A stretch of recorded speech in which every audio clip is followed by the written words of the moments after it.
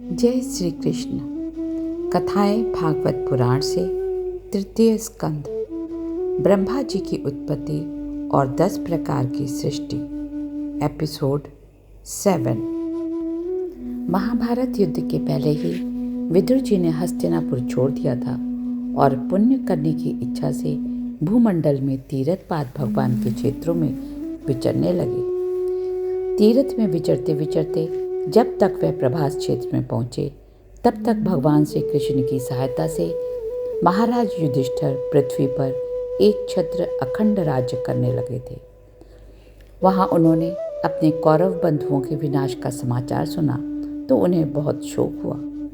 वहां से चलकर कुछ दिनों में वे यमुना तट पर पहुंचे। तब वहां उन्होंने परम भागवत उद्धव जी का दर्शन किया। उद्धव जी से ही विदुर जी को ज्ञात हुआ कि श्री कृष्ण रूपी सूर्य छिप चुका है। भगवान श्री कृष्ण अपने त्रिभुवन मोहन श्री विग्रह को छुपाकर अंतर्ध्यान हो गए हैं। उद्धव जी ने श्री कृष्ण की लीलाओं को याद करते हुए कहा, भगवान ने मुझे बद्रिका आश्रम जाने का आदेश दिया था। विदुर जी, मैं उनका आशय समझ गया था और स्वामी के चरणों का वियोग न सह सकने के कारण उनके पीछे पीछे प्रभास क्षेत्र में पहुंच गया। श्याम सुंदर सरस्वती के तट पर अकेले बैठे थे। तभी वहां व्यास जी के प्रिय मित्र परम भागवत सिद्ध मैत्रेय जी विचरते हुए आ पहुंचे। उनके सामने ही भगवान मुझसे बोले, उद्धव, मैं तुम्हारी आंतरिक अभिलाषा जानता हूँ। तुम पूर्व जन्म में वसु थे और संसार में यह तुम्हारा अंतिम जन्म है। अब मैं मृत्यु लोक को छोड़कर अपने धाम में जाना चाहता हूँ। पूर्व काल में मैंने ब्रह्मा जी को जो भागवत का ज्ञान दिया था वह अब तुम्हें देता हूँ। उनके वचन सुन मेरी आंखों से अश्रुधारा बहने लगी और मैं अधीर होकर बोला, प्रभु, मुझे तो केवल आपके चरण कमलों की सेवा की इच्छा है। तब प्रभु ने मुझे अपने गूढ़ रहस्य को प्रकट कराने वाला ज्ञान दिया। विदुर जी ने भी उनसे उस ज्ञान को जानने की इच्छा जाहिर करी। तब उद्धव जी बोले, विदुर जी, इसके लिए आपको मुनिवर मैत्रेय जी की सेवा करनी चाहिए। इस मृत्युलोक को छोड़ते समय मेरे सामने स्वयं भगवान ने ही आपको उपदेश करने के लिए उन्हें आज्ञा दी थी। भगवान ने उन्हें याद किया, ये जानकर उन्हें बहुत प्रसन्नता हुई और विदुर जी हरिद्वार क्षेत्र की ओर चल दिए, जहाँ पर मैत्रेय मुनि विराजमान थे। मैत्रेय मुनि से मिलकर उन्होंने उन्हें उपदेश देने का आग्रह किया। मैत्रेय जी बोले, विदुर जी, आप भगवत भक्तों में प्रधान लोकपाल यमराज ही हैं। अब मैं पुरुषों के दुख निवारण के लिए श्रीमद् भागवत पुराण प्रारंभ करता हूँ, जिसे स्वयं भगवान ने सनकादि ऋषियों को सुनाया था। सनकादि कुमार जी ने इसे परम व्रतशील संख्यायन मुनि को सुनाया। संख्यायन जी ने इसे अपने परम प्रिय शिष्य हमारे गुरु श्री पराशर जी को और बृहस्पति जी को सुनाया। पराशर जी ने पुलस्त मुनि के कहने पर मुझे सुनाया। अब वही पुराण मैं तुम्हें सुनाता हूँ, सुनो। सृष्टि के पूर्व यह संपूर्ण विश्व जल में डूबा हुआ था। उस समय एकमात्र श्री नारायण देव शेष शैया पर आत्म आनंद में मग्न पड़े हुए थे।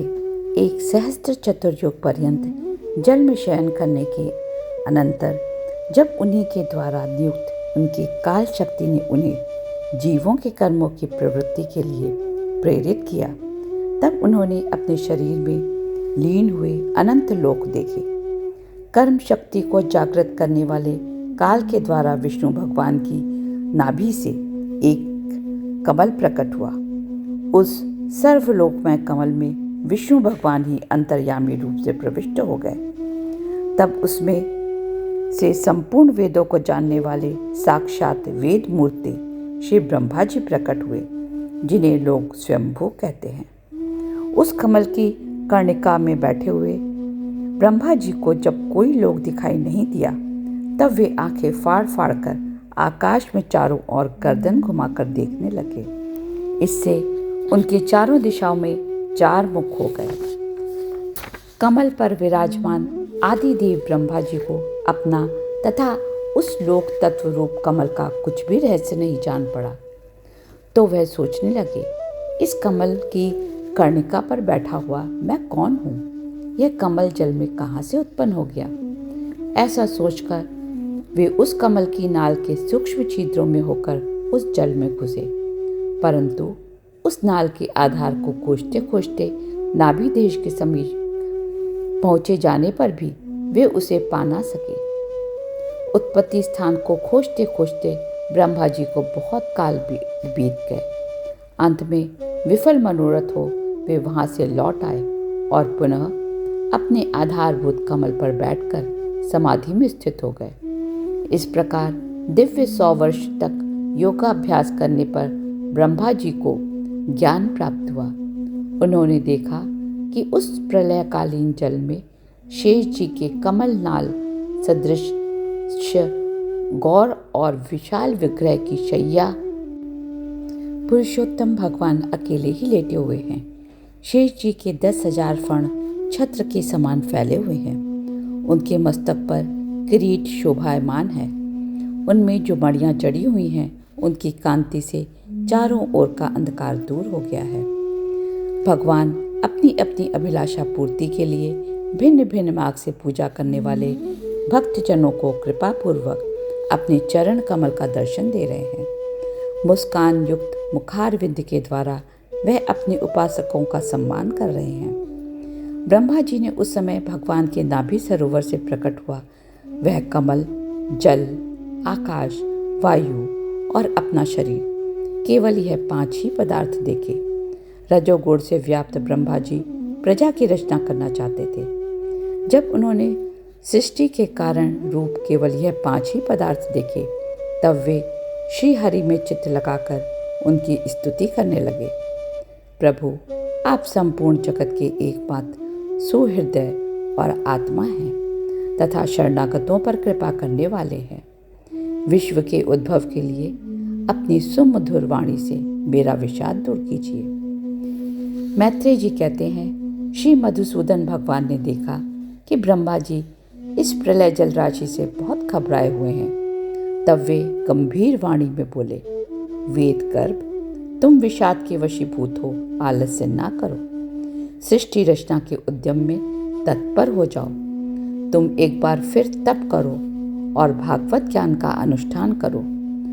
उनके द्वारा तुम सब लोगों को स्पष्टतया अपने अंतःकरण में देखोगे। ब्रह्मा जी, मैं तुम्हारी स्तुति से बहुत प्रसन्न हूँ, तुम्हारा कल्याण हो। ब्रह्मा जी त्रिलोकी को तथा जो प्रजा इस समय मुझ में लीन है, उसे तुम पूर्व कल्प के समान मुझसे उत्पन्न हुए अपने सर्ववेद में स्वरूप से स्वयं ही रचो। कमल नाम भगवान से सृष्टिकर्ता ब्रह्मा जी को इस प्रकार जगत की अभिव्यक्ति करवाकर अदृश्य हो गए। मैत्रेय जी कहते हैं, अजन्मा भगवान श्री हरि ने जैसा कहा था, ब्रह्मा जी ने भी उसी प्रकार चित्त को अपनी आत्मा श्री नारायण में लगाकर 100 दिव्य वर्षों तक तप किया। ब्रह्मा जी ने देखा कि प्रलयकालीन प्रबल वायु के झकोरों से जिससे वह उत्पन्न हुए हैं तथा जिस पर वह बैठे हुए हैं, वह कमल तथा जल कांप रहे हैं। प्रबल तपस्या एवं हृदय में स्थित आत्मज्ञान से उनका विज्ञान बल बढ़ गया और उन्होंने जल के साथ वायु को पी लिया। फिर जिस आकाशव्यापी कमल पर वह बैठे हुए थे, उसे देखकर उन्होंने विचार किया कि पूर्व कल्प में लीन हुए लोगों को मैं इसी से रचूंगा। ऐसा विचार कर भगवान के द्वारा सृष्टि कार्य में नियुक्त ब्रह्मा जी ने उस कमल कोश में प्रवेश किया और उस एक के ही भू, भुवः, स्वः यह 3 भाग किए। विदुर जी, विषयों का रूपांतर ही काल का आकार है। पहले यह सारा विश्व भगवान की माया से लीन होकर ब्रह्म रूप में स्थित था। उसी को अव्यक्त मूर्ति काल के द्वारा भगवान ने पुनः पृथक रूप से प्रकट किया है। यह जगत जैसा अब है वैसा ही पहले था और भविष्य में भी वैसा ही रहेगा। इसकी सृष्टि 9 प्रकार की होती है तथा प्रकृति विकृत भेद से एक 10वीं सृष्टि और भी है। अब पहले मैं 10 प्रकार की सृष्टि का वर्णन करता हूँ, सुनो। पहले सृष्टि महत्व की है। भगवान की प्रेरणा से सत्ववादी गुणों में विषमता होना ही इसका स्वरूप है। दूसरी सृष्टि अहंकार की है, जिससे पृथ्वी आदि पंचभूत एवं ज्ञानेंद्रियां और कर्मेंद्रियों की उत्पत्ति होती है। तीसरी सृष्टि भूत सर्ग है, जिसमें पंच महाभूतों को उत्पन्न करने वाला तन्मात्र वर्ग रहता है। चौथी सृष्टि इंद्रियों की है। यह ज्ञान और क्रिया शक्ति से संपन्न होती है। पांचवी सृष्टि सात्विक अहंकार से उत्पन्न हुई इंद्रियाधिष्ठाता देवताओं की है। छठी सृष्टि अविद्या की है। इसमें तमिस्त्र, अंधतमिस्त्र, तम, मोह और महामोह यह 5 गांठें हैं। यह 6 प्राकृत सृष्टियां हैं। इसके बाद 7वीं प्रधान वैकृत सृष्टि इन 6 प्रकार के स्थावर वृक्षों की होती है।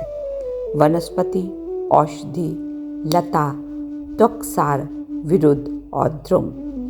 इनका संचार जड़ से ऊपर की ओर होता है। यह केवल स्पर्श का अनुभव करते हैं। 8वीं सृष्टि तिर्य योगिनियों में पशु पक्षी की है। इन्हें काल का ज्ञान नहीं होता। इनमें तमोगुण की अधिकता होती है और यह केवल खाना पीना, मैथुन करना, सोना आदि ही जानते हैं। इन्हें सूंघने मात्र से वस्तुओं का ज्ञान हो जाता है। 9वीं सृष्टि मनुष्यों की है। इसके आहार का प्रवाह ऊपर से नीचे की ओर होता है।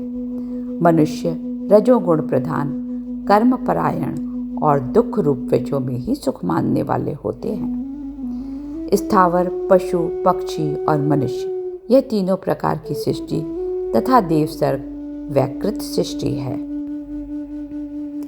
इनके अतिरिक्त सनंद कुमार आदि ऋषियों का जो कुमार सर्ग है वह प्राकृत वैकृत दोनों प्रकार का है। विदुर जी, इस प्रकार जगत कर्ता श्री ब्रह्मा जी की रची हुई यह 10 प्रकार की सृष्टि है। जय श्री कृष्ण।